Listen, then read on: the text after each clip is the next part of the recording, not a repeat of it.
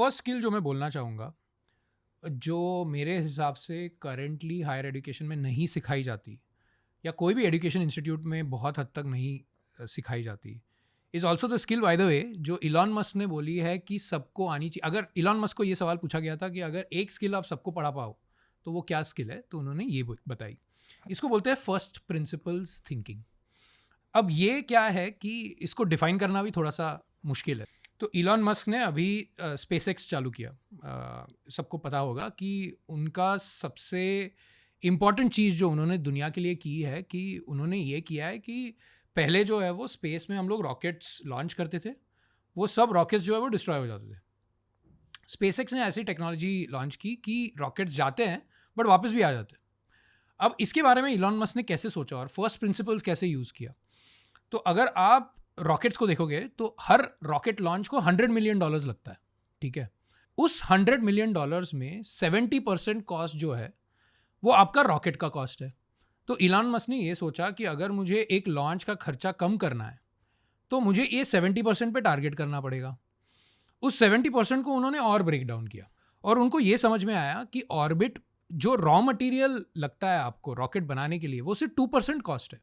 ये 70% का 2% कॉस्ट जो है वो रॉ मटेरियल कि जो भी आप बूस्टर लगा रहे हो, ये भी डाल रहे हो, फ्यूल डाल रहे हो, ये सब कुछ जो है वो 2% के अंदर आता है। और उनको ये समझ में आया कि सबसे ज़्यादा खर्चा जो है वो लेबर में लगता है, वो इंटेलेक्ट में लगता है, वो टेक्नोलॉजी में लगता है, वो एक्चुअल लॉन्च प्रोसीजर में लगता है।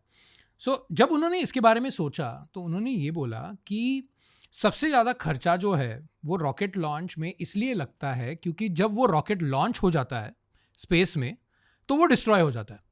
अगर उसी रॉकेट को जो डिस्ट्रॉय नहीं हुआ है अगर हम लोग अर्थ पे लेके आ पाए वापस, तो खर्चा जो है लॉन्च का वो ऑलमोस्ट 1/3 हो जाएगा, right. So when he was thinking, जब वो सोच रहे थे इस प्रॉब्लम के बारे में, तो उनका थॉट कैसे चालू हुआ? उनका थॉट ऐसे चालू हुआ कि प्रॉब्लम क्या है कि मुझे स्पेस एक्सप्लोरेशन करना है। ओके, तो उन्होंने पूछा ठीक है मैं स्पेस एक्सप्लोरेशन क्यों नहीं कर सकता हूँ? इसका आंसर ये आया कि रॉकेट लॉन्चेस बहुत एक्सपेंसिव है। तो उन्होंने पूछा ओके, इसलिए मैं स्पेस एक्सप्लोरेशन नहीं कर पा रहा। तो उन्होंने पूछा कि फिर रॉकेट लॉन्चेस एक्सपेंसिव क्यों है? तो जिसका आंसर जो है वो ये आया कि एक रॉकेट लॉन्च जो है उसमें 100 मिलियन स्पेंड होता है। तो उन्होंने पूछा 100 मिलियन स्पेंड क्यों होता है? तब उनको जाके समझ में आया कि ऑलमोस्ट 50 to 60 मिलियन इसलिए स्पेंड होता है क्योंकि वो रॉकेट डिस्ट्रॉय होता है। तो उनका सोल्यूशन ये आया कि क्या हम लोग रॉकेट को बिना डिस्ट्रॉय किए उसको अर्थ पे लैंड कर सकते हैं। अब क्या है कि ये किसी ने भी नहीं सोचा था, ना नासा ने सोचा था इसके बारे में, because they had taken it for granted that rocket to destroy होगा ही। But when Elon Musk thought about this first principles, उनको ये समझ में आया सबसे बड़ा प्रॉब्लम जो था वो ये था कि रॉकेट डिस्ट्रॉय होता है। So can I spend about $1 billion trying to solve this problem? And he solved it. Now that every single launch में उनका अगर $50-60 मिलियन जो है वो सेव हो जाता है, तो 20 रॉकेट लॉन्चेस में he will get back the money which is the $1 billion that he has spent. So this is what first principles thinking है। आपको ये समझना आना चाहिए कि जो आप सोल्यूशन बना रहे हो उसका अल्टीमेट कोर प्रॉब्लम क्या है, और अगर वो प्रॉब्लम है तो उसके लिए आप बहुत अलग अलग टाइप के सॉल्यूशंस बना सकते हो।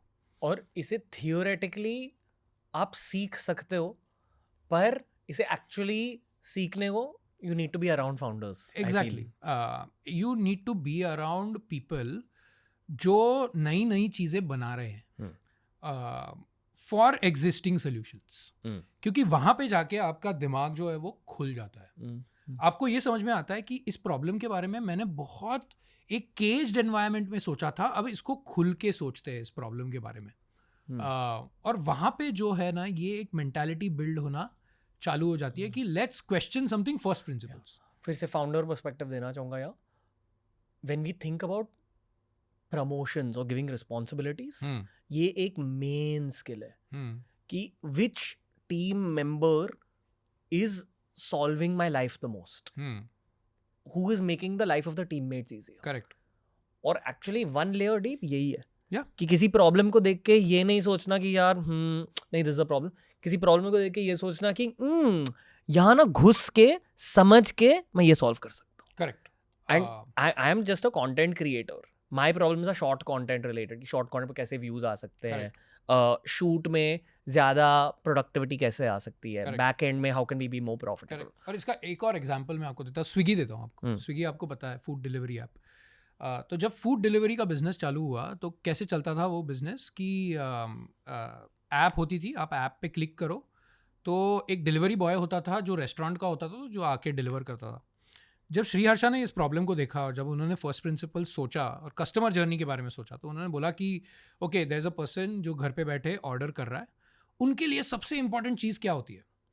इट्स द प्रिडिक्टेबिलिटी कि ऑर्डर कब आएगा. सबसे बड़ा प्रॉब्लम ये है. चॉइस, टेस्ट ऑफ फूड, ये इंपॉर्टेंट है, बट प्रिडिक्टेबिलिटी कि वो खाना कब आएगा और क्या वो टाइम पे आएगा, ये सबसे बड़ा इशू है. तो श्रीहर्षा ने ये बोला कि स्विगी जब मैं बिल्ड करूंगा, ये प्रॉब्लम मैं सॉल्व करूंगा. तो Swiggy was the first company जिन्होंने ये बोला कि डिलीवरी जो है ना, वो हम लोग ओन करेंगे. हमारे खुद के राइडर्स होंगे, वो रेस्टोरेंट के राइडर्स नहीं होंगे. क्योंकि उन्होंने दूसरे ऐप्स पे देखा था कि अगर आप ऑर्डर दो रेस्टोरेंट को, तो restaurant will take its own sweet time. वो 40 मिनट, 1 घंटा, कभी कभी 2 घंटा, आपका लंच हो गया, उसके बाद खाना आ रहा है. तो Swiggy solve that problem and that's why they grew. Now this is a prime example of thinking first principles and understanding the core problem and then trying different solutions to solve what the core problem is. ये skill आज के youth को बहुत जल्दी सीखना पड़ेगा. क्योंकि मुझे ऐसा लग रहा है कि at the rate at which AI is growing, बहुत सारी चीज़ें जो है वो ऑटोमेट होने वाली है. But first principles thinking automate करने को काफ़ी सारा टाइम लग जाएगा. So if you have to differentiate yourself, आपको ये फर्स्ट प्रिंसिपल्स थिंकिंग जो है वो क्रिएट करना होगा. यहाँ ना ऑनेस्टली मैं 2 यूट्यूबर्स के रिकमेंडेशंस देना चाहूँगा. आई फील कि इनके वीडियोस देखकर आप फर्स्ट प्रिंसिपल्स थिंकिंग काफ़ी हद तक सीख सकते हो. थिंक स्कूल और ध्रुव राठी, ये हर कोई देखता है एनीवे, बट थिंक स्कूल देख कर आप फर्स्ट प्रिंसिपल थिंकिंग सीख सकते हो कुछ हद तक. एंड ध्रुव राठी किस अप्रोच के साथ एक प्रॉब्लम को सॉल्व करते हैं, कैसे एक प्रॉब्लम को ब्रेक डाउन करते हैं, वहाँ भी आप सीख सकते हो first principle. Correct. So watch all of the videos twice. For the first time watch it as a consumer. जानो कि अच्छा okay, this is how they solve this problem, या this is how they explain this concept. Second time उस YouTuber के perspective को जांचो कि ये इंसान ने इस स्क्रिप्ट को लिखने से पहले क्या सोचा होगा. करेक्ट. वो सवाल दिमाग में रखकर वीडियो को देखो, थोड़ा बहुत सीख लोगे घर पे फर्स्ट प्रिंसिपल. करेक्ट. और दूसरा ना, मैं हमेशा लोगों को बोलता हूँ कि आपने क्या एक्सरसाइजेस करने चाहिए घर पे. आप कोई भी स्टार्टअप को लीजिए जो आपको पसंद है और आप ब्रेनस्टॉर्म कीजिए आपके फ्रेंड्स के साथ कि अगर मुझे इस स्टार्टअप के साथ compete करना है without building the same solution but some other solution, तो वो क्या हो सकता है. Just go wild with your thinking.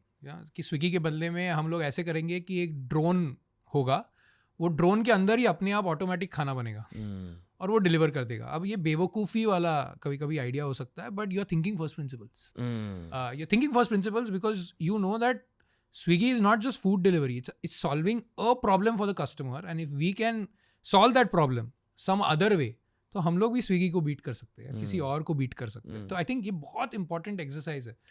वैसे कुछ साल में ड्रोन बेस्ड डिलीवरी अभी कॉमन चीज होने वाली हो जाने वाली है. So there's always a right time for disruption. हो सकता है, मतलब imagine this situation 20 years down the line जहाँ पे आप एक ऑर्डर प्लेस करते हो और हवा में ड्रोन्स है जहाँ पे उनके पास कुकिंग की टेक्नोलॉजी है. तो जो भी आपको चाहिए, पिज़्ज़ा जो भी है, वो ड्रोन में खाना बन रहा है जैसे वो डिलीवर हो रहा है. I don't know, I mean it sounds ridiculous but it's possible, right? And we should not neglect such ideas and not laugh about these ideas.